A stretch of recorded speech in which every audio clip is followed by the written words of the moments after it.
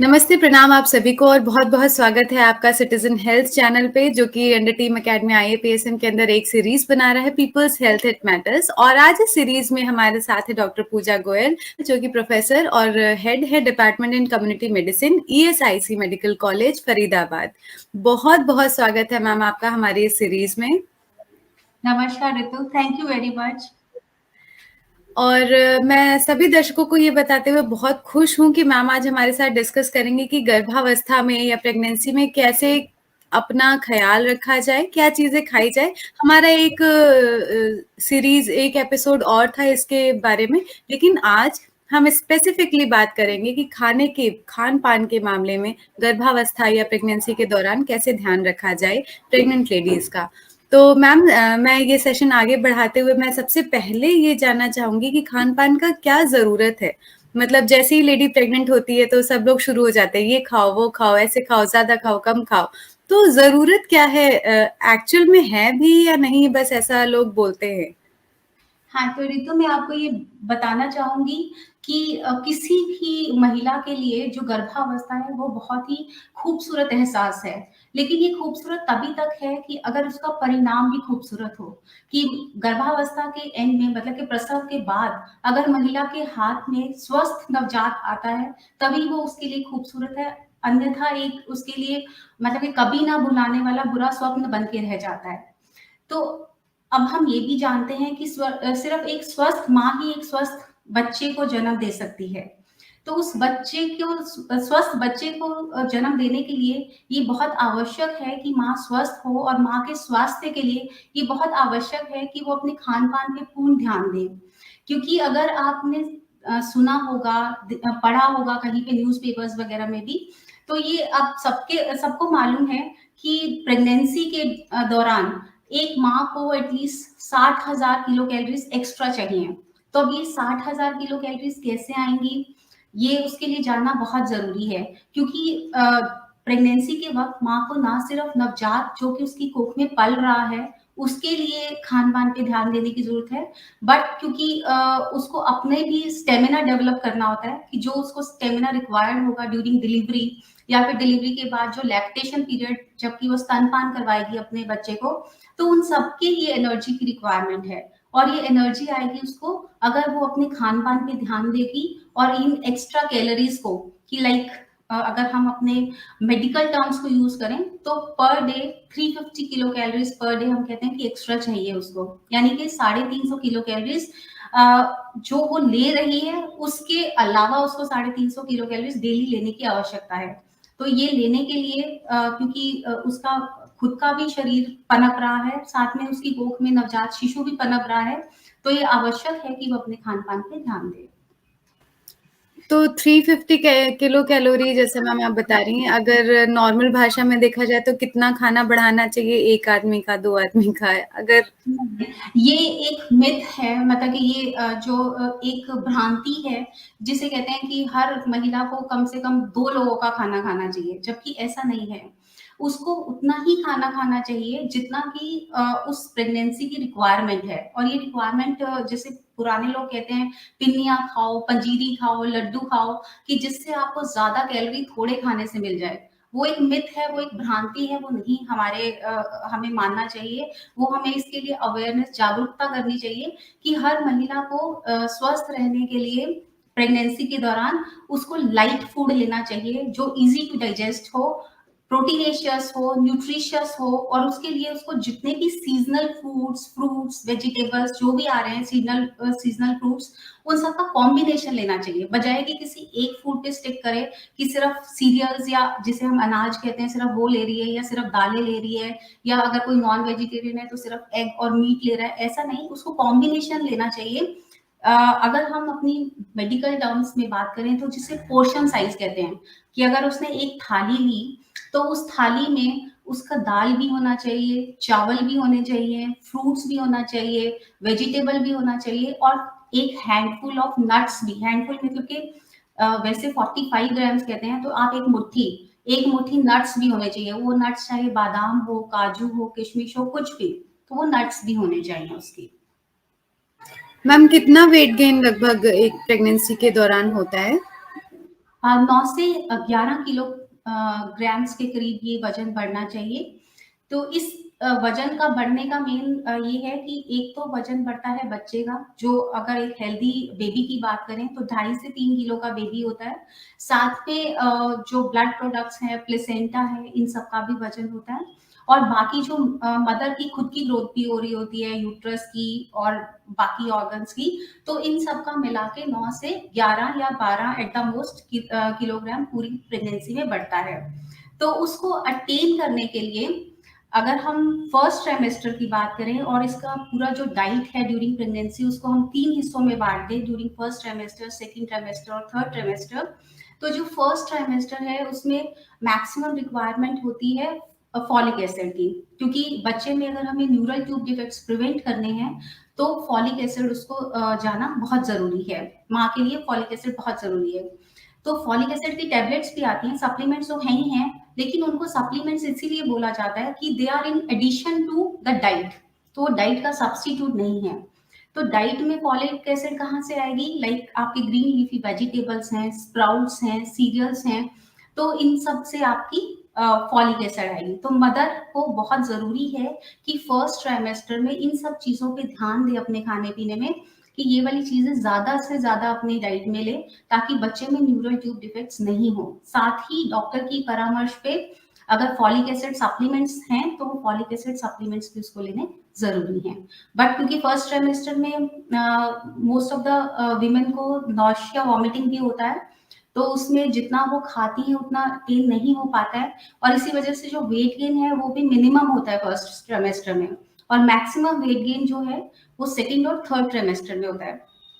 तो हम मदर्स को ये एडवाइस देते हैं कि वो जितना खाती हैं, सपोज अगर वो दिन में 3 बार खाती हैं तो एक एक्स्ट्रा मील अपनी डाइट में ऐड कर ले, 3 की जगह 4 बार खाना स्टार्ट कर दे। और जब भी वो खाती हैं तो उसमें एटलीस्ट, अगर वो नॉन वेजिटेरियन है तो पूरे दिन के मील्स में एटलीस्ट 2 कप्स दाल जरूर हो, और अगर वो नॉन वेजिटेरियन है तो एग, मीट या फिश जरूर हो, for proteins, calcium and iron. तो ये जरूरी है। अच्छा, और मैम जैसे एसिडिटी की भी प्रॉब्लम बहुत ज़्यादा होती है लेडीज़ में, तो उसको अवॉइड करने के लिए कोई टिप? यस, एसिडिटी की प्रॉब्लम इसलिए भी ज़्यादा हो जाती है क्योंकि due to pregnancy hormones, progesterone, उसकी वजह से ब्लॉटिंग इज़ वेरी कॉमन। तो उसमें हम एक तो स्पाइसी फूड्स अवॉइड करने को बोलते हैं। टी एंड कैफीन को हम लोग अवॉइड करने को नहीं बोलते हैं, हम लोग बोलते हैं कि मिनिमम मॉडरेशन में लें। ऐसा नहीं है कि वो बिल्कुल नहीं लें, क्योंकि एक मिथ है उसके साथ भी अटैच कि कुछ पुराने लोग बोलते हैं कि अगर ज़्यादा चाय पियोगे तो बच्चा काला पैदा होगा। तो वो जेनेटिक है उसका, टी या कॉफी से कोई लेना देना नहीं है। But yes, it should be consumed in moderation, क्योंकि अगर ज्यादा लेंगे तो उससे एसिडिटी होने के चांसेस हैं। और अगर एसिडिटी हो भी जाती है तो अपने आप से कोई भी मेडिसिन नहीं लेनी है ड्यूरिंग प्रेगनेंसी, वो फिर आप अपने डॉक्टर को कंसल्ट कीजिए, और अगर डॉक्टर एडवाइस करता है only then pregnant female should take any medicine. अगर हम सेकेंड ट्राइमेस्टर या थर्ड ट्राइमेस्टर की बात करें तो उसमें मोस्टली जो बेबी है उसका बोन्स डेवलप होने स्टार्ट हो जाती है और ब्रेन डेवलप होना स्टार्ट हो जाता है। तो बोन्स के लिए मोस्टली कैल्शियम, और ब्लड सेल्स के लिए आयरन, और साथ में जो उसका ब्रेन डेवलप हो रहा है उसके लिए omega 3 fatty acids are very very essential. तो जब अगर हम आयरन की बात करें तो हमारे खान पान में या मदर के खान पान में जो आयरन रिच फूड्स हैं, जिसमें कि ग्रीन लीफी वेजिटेबल्स आ गया, जैगरी यानी कि गुड़ आ गया, गुड़ से आप बहुत सारी डिशेस बना सकती हैं। आप चाय में भी चीनी की जगह गुड़ को रिप्लेस कर सकते हैं। तो बहुत सारी चीजें हैं जिससे आप गुड़ को चीनी को गुड़ से रिप्लेस कर सकते हैं। इसी तरह से जो स्प्राउट्स हैं आपके, उसमें भी आयरन बहुत होता है। और अगर हम सीरियल्स की बात करें तो सीरियल्स में भी कुछ हद तक आयरन होता है। तो ये सब चीजें अगर आप प्रेग्नेंट मदर अपनी डाइट में ऐड कर लेती है तो आयरन की कमी को पूरा कर सकती हैं। और अगर हम कैल्शियम की बात करें तो जितने भी मिल्क या मिल्क प्रोडक्ट्स हैं, चाहे आप पनीर ले लीजिए, बटर मिल्क ले लीजिए, जिसे छाछ कहते हैं, लस्सी कहते हैं, लस्सी बन सकती है उससे। तो ये सब जितने भी मिल्क प्रोडक्ट्स हैं उनसे कैल्शियम मिलता है। और अगर हम ओमेगा 3 फैटी एसिड्स की बात करें तो जो आपके नट्स हैं, they are very good source of omega 3 fatty acids. इसीलिए मदर की डाइट में सब कुछ थोड़ा थोड़ा जरूर होना चाहिए। तो सेकेंड और थर्ड ट्राइमेस्टर में सब कुछ थोड़ा थोड़ा कॉम्बिनेशन में होना चाहिए, किसी एक फूड स्टफ को स्टिक नहीं करना चाहिए। हाँ, मैम सब चीज़ के साथ-साथ मैं एक चीज़ और पूछना चाहूँगी कि बहुत सारे मिथ्स हैं हम लोगों के। एक तो प्रेगनेंसी में ये नहीं खाना, जैसा अभी चाय के लिए आपने बताया कि चाय ज़्यादा पिएँगे तो बच्चा काला हो जाएगा। हालाँकि ऐसा कुछ नहीं है, जेनेटिक है, लेकिन ऐसे और भी बहुत सारे मिथ्स हैं मैम, तो कुछ मिथ्स हम लोगों के साथ शेयर करिए ताकि अवेयरनेस हो, लोगों को पता चले कि ऐसा ये सारे सिर्फ़ एक भ्रांति है, ये सच नहीं है। ओके, मोस्ट कॉमन जो हम अपनी शायद दादी-नानी से भी सुनते आए थे कि ड्यूरिंग प्रेगनेंसी जो है पपाया यानी कि पपीता नहीं खाना चाहिए, मैंगोज़ नहीं खाने चाहिए, पाइनएप्पल नहीं खाना चाहिए। वो ये मान के चलते हैं कि इनमें से पपाया स्पेशली जो पपाया है वो अबॉर्टिफिशिएंट है। लेकिन अगर आप इन सबको देखें, चाहे आप पपाया है या फिर मैंगो है, they are very rich source of vitamin A. तो कहीं न कहीं आप मदर को डिप्राइव कर रहे हैं विटामिन ए से, जो कि बच्चे की ग्रोथ के लिए बहुत इम्पोर्टेंट है। जब और हम सब जानते हैं कि वो कोई अबॉर्टिफिशिएंट नहीं है। इसी तरह से कुछ चीज़ें हैं जिनको हमारे जो बुज़ुर्ग समझते हैं कि वो गरम चीज़ें हैं और उनको खाने से यूट्राइन कंट्रैक्शंस जल्दी स्टार्ट हो जाती हैं और उनको प्रेगनेंसी में अवॉइड करना चाहिए। तो ऐसे ही अगर कोई मिथ्स हो, अगर वो किसी चीज़ को मानते हैं कि ये चीज़ें गरम हैं, ये चीज़ें ठंडी हैं, तो अब मेडिकल टर्म्स में अगर साइंटिफिक टर्म्स में बात करें तो उनका कोई प्लेस नहीं है, ऐसा कोई ठंडा-गरम वाला कुछ भी नहीं होता है। इसी तरह से एक मिथ है कि कुछ लोग मानते हैं कि ड्यूरिंग प्रेगनेंसी सैफरन लेना चाहिए, उससे बच्चा गोरा पैदा होता है और कुछ कहते हैं कि सैफरन नहीं लेना चाहिए, उससे यूट्राइन कंट्रैक्शंस जल्दी स्टार्ट हो जाती हैं। तो ये जस्ट एक मिथ है, एक भ्रांति है। सैफरन का प्रेगनेंसी में गोरा बच्चा होने से या यूट्राइन कंट्रैक्शन से कुछ लेना-देना नहीं है।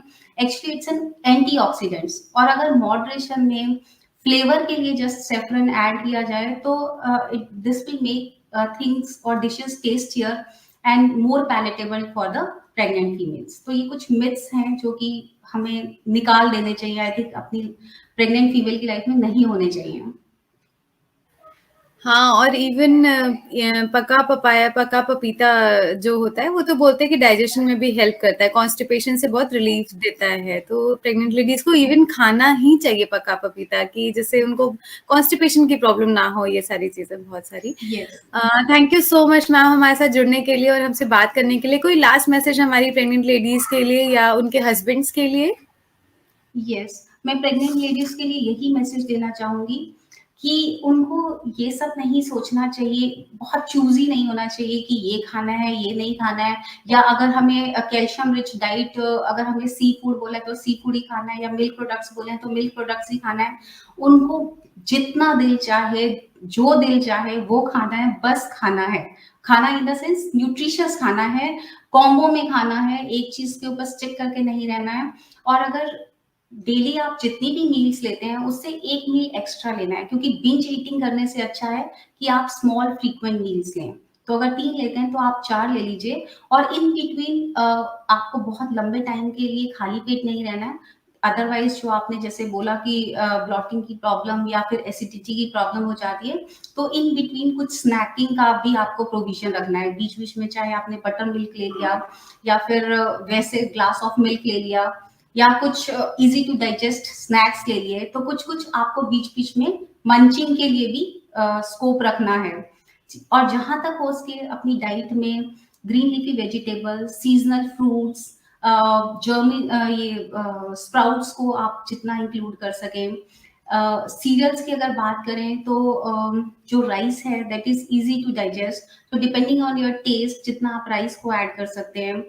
आप अपने शुगर को जेगरी से रिप्लेस कर सकते हैं ताकि जो आयरन की डेफिशिएंसी है वो नहीं हो और जितना मिनिमम हो उसके ड्रग्स लेने हैं। अगर लेना भी है तो अपनी डॉक्टर के परामर्श पे ही लेना है, अपने आप से नहीं कुछ एक्सपेरिमेंटेशन करना है ड्यूरिंग प्रेगनेंसी। साथ में इन एडिशन टू दिस अगर मतलब कि कोई भी प्रॉब्लम आती है लाइक वॉमिटिंग्स ज़्यादा हो रही हैं जिसकी वजह से आपको लगता है कि आपका न्यूट्रिशन सफर कर सकता है, so in that case also you should contact your doctor immediately.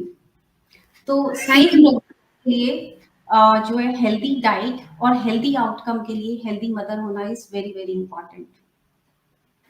Thank you ma'am. और चलते-चलते एक भ्रांति, एक और मिथ मेरे दिमाग में आई कि जो खाली पेट नहीं रहना आपने बोला, लेकिन ग्रहण के दौरान ना बोलते हैं कि कुछ नहीं खाना है वरना बच्चे को कुछ डिफेक्ट हो जाएगा। तो ऐसा भी कुछ है या ये भी सिर्फ एक मिथ है?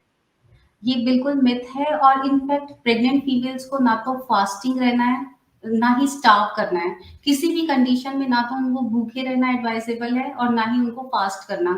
तो ड्यूरिंग प्रेगनेंसी आप हाथ जोड़ के भगवान से बस रिक्वेस्ट कर सकते हैं कि इस बार हमें माफ़ कर दीजिए, अगर हेल्दी आउटकम हुआ तो definitely I will do next time.